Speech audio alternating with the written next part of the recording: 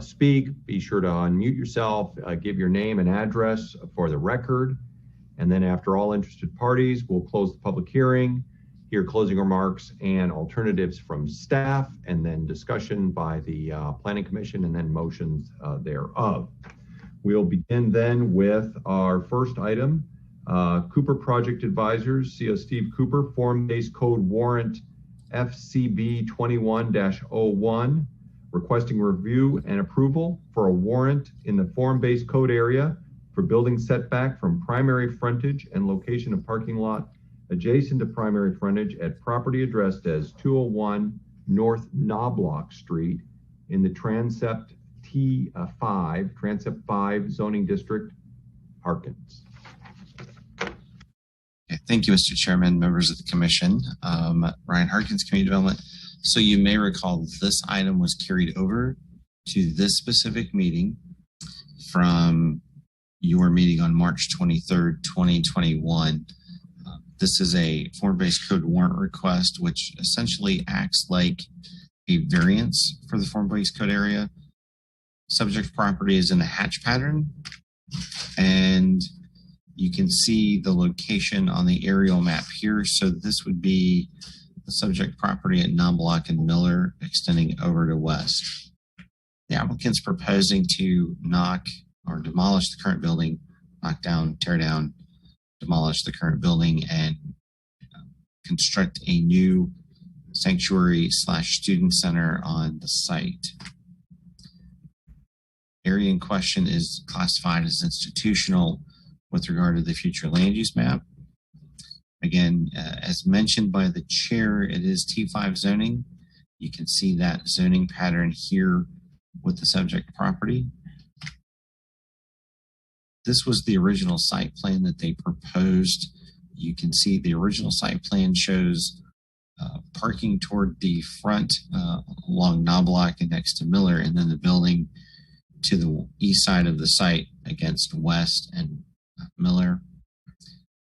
This is where some of the questions at our last meeting in March, when we looked at this item, came up. One dealt with the ownership of Knobloch and was it actually a public right of way? The other dealt with some of the location of the building and the parking and that relationship versus pedestrian level orientation. Since the Planning Commission looked at this item on March 23rd, staff has had one discussion with the applicant, and they have shared about why they developed the building the way they did with regard to view sheds onto campus, as well as orientation for the building. Additionally, staff met with the applicant as well as members of the staff from Oklahoma State University's Long Range Facilities Planning team, and they walked through some mitigation alternatives to help increase the pedestrian feel and connection rather than just a building on one part of a site and a lot of concrete on the other. Out of that came this revised site plan. You can see this revised site plan shows some landscaping in place here along Knobloch. You can also see, if you look close enough, a 30-inch high wall here along this parking area as a screening mechanism, as well as a 30-inch wall here along Knobloch is another screen for this parking area. This will give you a rendering from the north, looking to the northeast. So this would be Knobloch and Miller looking onto the site. You can see that wall there that acts as a screen or partial screen of the parking area, helps extend the design pattern of the structure out into the rest of the site, and will provide more of a connection. This is a northwest perspective. So this would be looking west and Miller toward Gallagher, Iba, and Boone Pickens. This gives you an idea of how the trash closures, for example, as well as other parts of the building would fit in on the site. So some of the things that were discussed between OSU's facilities planning, long-range facilities planning, city staff, and the applicant. We're to talk about sidewalk widening, altering sidewalks along Miller, widening sidewalks on Knobloch, trying to connect more to Oklahoma State University's sidewalk standards and their design, additional landscaping, that short wall that you saw on those renderings in the site plan, moving drives and having access along Miller rather than Knobloch, and then trying to design the parking lot so that it can be closed off and used as an extension of the church's front yard along Knobloch. These are items that these groups discussed, and I believe the engineer for the applicant can talk through them more. But these are some of the mitigating things that were discussed and looked at. At this point, when you look at the revised site plan, staff feels it is a bit more of a connection and provides more of a pedestrian level connection and extends the building facade and design out across the site and provides more of a visual connection to OSU across the street. With regard to the question about Knobloch, research indicates that truly no one between the city and Oklahoma State University know if it was ever deeded to one party or another or closed. City attorney's opinion is it functions like a public right-of-way, therefore it's treated as such and maintained as such. So therefore it is a public street. With regard to that, that is the additional discussion up to this point.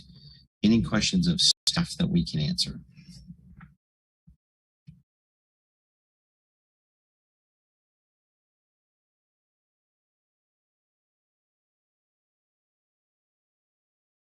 Doesn't look like we have any questions for staff. Thank you.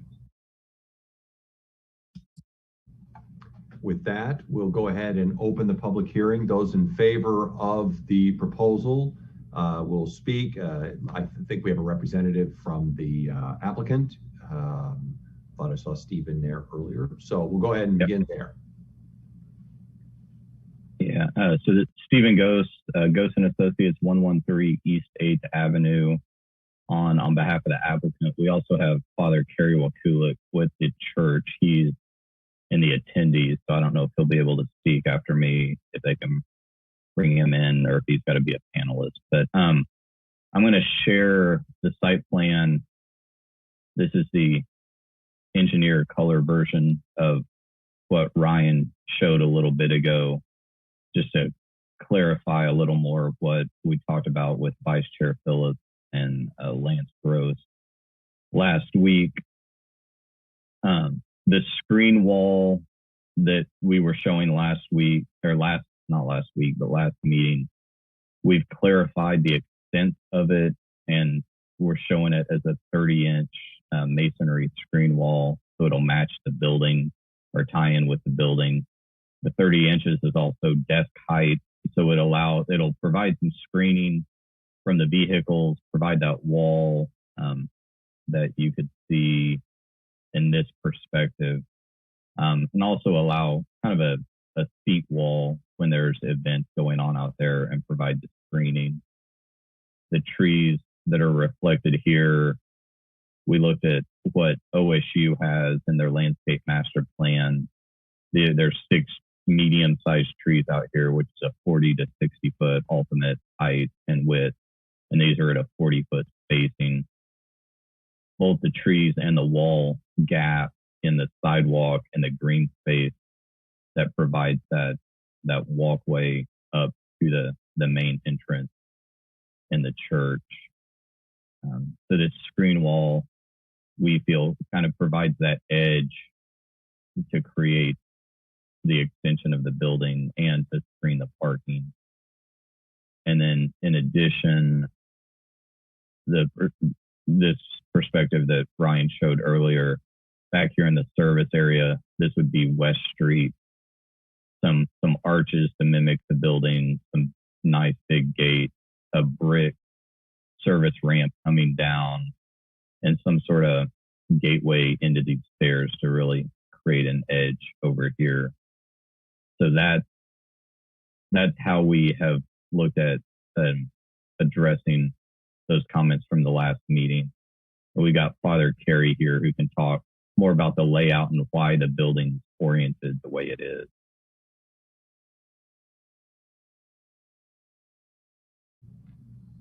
Any questions from the commissioners at this point? Okay. Thank you very much then. I mean, unless you have something else. I don't. We'll let Father Carey talk if he can get. There he is. Okay. Anyone else wishing to speak in favor of the application will now can present. Hopefully, Father, you're able to unmute and. I look unmuted and Yep. Video's on. Yep, we see you. Father Carey Wakulich, I'm the pastor at St. John Catholic Student Center here on the corner of Miller and Knobloch. The current building was built in '62, then by Father Pribble, and this building is going to be replaced by a replica of a 4th century basilica from Milan named Saint Ambrogio.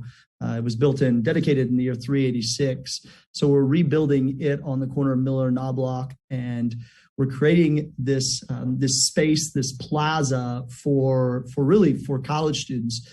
It will serve the 700 college students that come here, as well as the couple hundred students that come through these doors a day. It will provide, when we have tailgates on Saturdays during football games, we usually have around 100 to 200 students that come over for tailgates, and with donors and alums and families and OSU grads. So this space is just not just for the college students, but also for alums that are coming back. It's also for lots of weddings. We do about 17 weddings a year, which are currently over at St. Francis or in the Dallas-Fort Worth Metroplex. And a lot of those are starting to come back to the Stillwater area because college students love being at their alma mater. So this facility will also be used for those weddings as well. So you'll see on the left-hand side, out where that grassy area is the Church of St. Ambrose in Milan, San Ambrogio in Milan, a Romanesque style church that will fit the architecture style of the area. And then this sort of Roman plaza that is out there in front, that grassy area. And then on the right-hand side is the student center, which is a 3-story building, which at the top is study areas. The first floor is a big open parish hall that'll seat somewhere around 375 people for meals and events like that. So this area also extends out to the 5,700 square foot parish hall. Will then sort of the doors open up to the outside so that we could cordon off these parking lots to have events even outside as well. We've made the access to the building this sort of magnetic entrance, this big bell tower to draw people in. So that sidewalk and that bell tower is, I guess, about 25 and a half feet wide, maybe 26.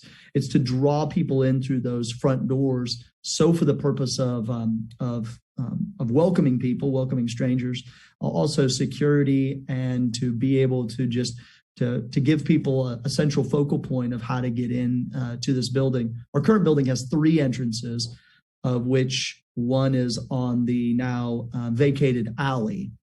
So that alley, which the city closed a couple of years ago and vacated.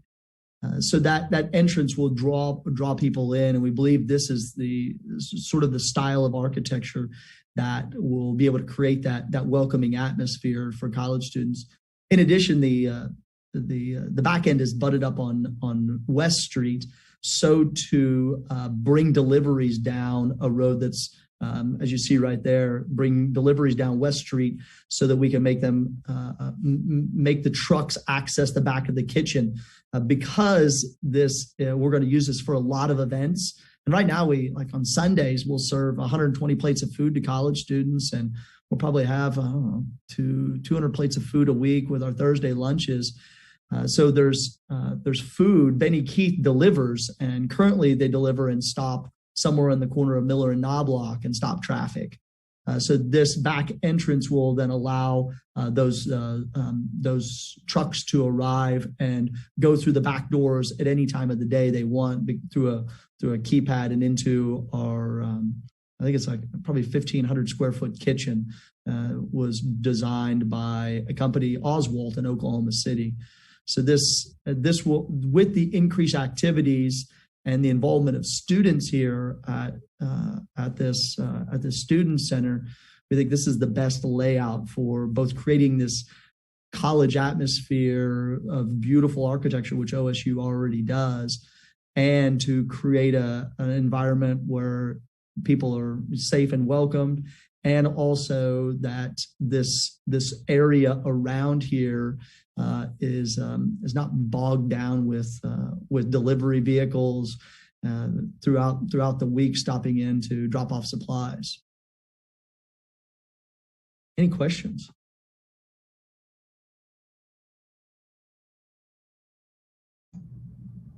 Any questions for Father from the commissioners?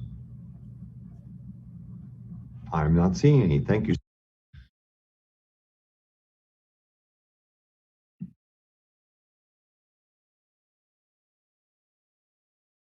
Mr. Chairman, you're muted. Sorry about that. Anyone else wishing to speak in favor? Sorry about that. Seeing none, anyone wishing to speak in opposition, please unmute. Seeing none, I will close the public hearing and ask for staff alternatives. Okay, so with regard to the findings from before still apply with regard to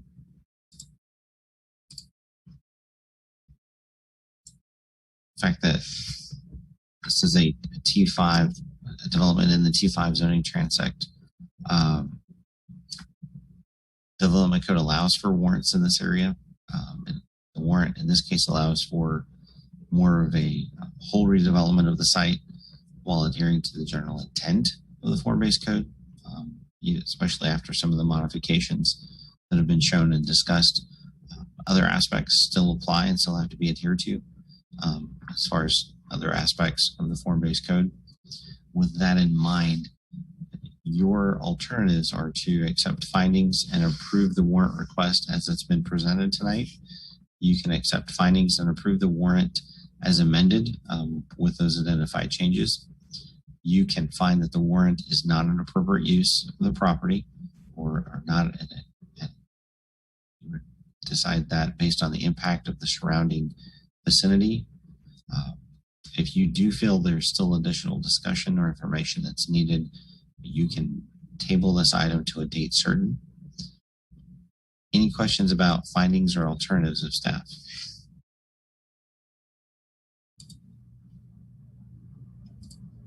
Any questions from the commissioners? I'm not seeing any. So with that, thank you, sir. We'll now have discussion by the commissioners and or a motion. Commissioners. Mr. Chair, I'll just elaborate and offer some comments at the invitation from the parish and Stephen Gose, their representative. I did go over and meet with Father Carey and Mr. Cooper and Mr. Gose, and Lance Gross went with me. We walked through many of the things that you've seen presented today. And I think when we looked at this the first time, the biggest concern I had was that we were following the spirit of the form-based code and we were still having the edges defined and it was a walkable development. I think what I have found through the discussion with them and through what you've seen here today, while there are subtle changes from the first submission, I think that what we have seen is in the spirit of the form-based code, and will provide something that is a very comfortable development to have pedestrians moving around and through. And so I no longer have the reservations that I had when we looked at it before.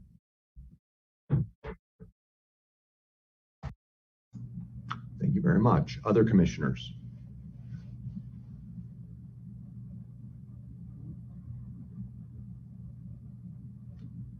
Seeing or hearing nothing, is there a motion or by the commissioner?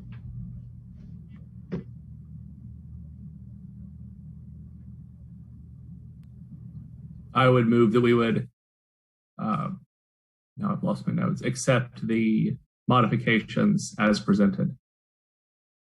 Okay. I'll second that motion. It has been moved and seconded that we accept accept staff recommendations and recommend to the city council to approve. We will now have a vote, roll call of the vote. Mr. Eckelman? Yes. Mrs. Phillips? Yes. Mr. Shanahan? Yes. Mr. Bobo? Yes. The motion passes 4 yes to no no's. The next item on the agenda are the meeting summary for review and possible action. We have 2. The first is the special meeting summary of March 23rd, 2021. Do we have any changes or any corrections which need to be made, or a motion to accept?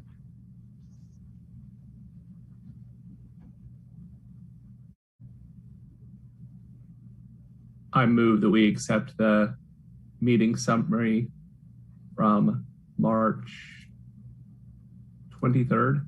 Yes. A second. It has been moved and seconded that we accept the minutes summary of the special meeting of March 23rd, 2021. We will now vote. Mr. Eckelman? Yes. Mrs. Phillips? Yes. Mr. Shanahan? Yes. Mr. Bobo? Yes. The motion passes 4 yes to no no's. We will now review the meeting summary of the special meeting of April 6th, 2021. Are there any corrections?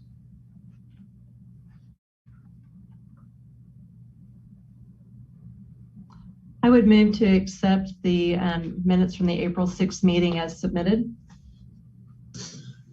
Second motion. It has been moved and seconded that we accept the meeting summary of the special meeting of April 6th, 2021. We will now vote. Mr. Eckelman? Yes. Mrs. Phillips? Yes. Mr. Shanahan?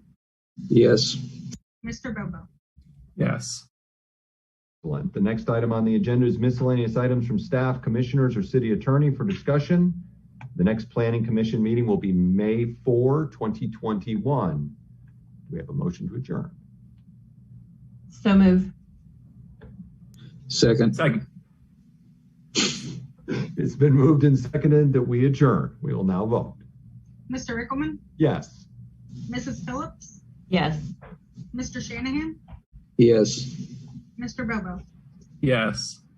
Motion to adjourn passes 4 yes to no no's. With that, we are adjourned. Thank you all very much.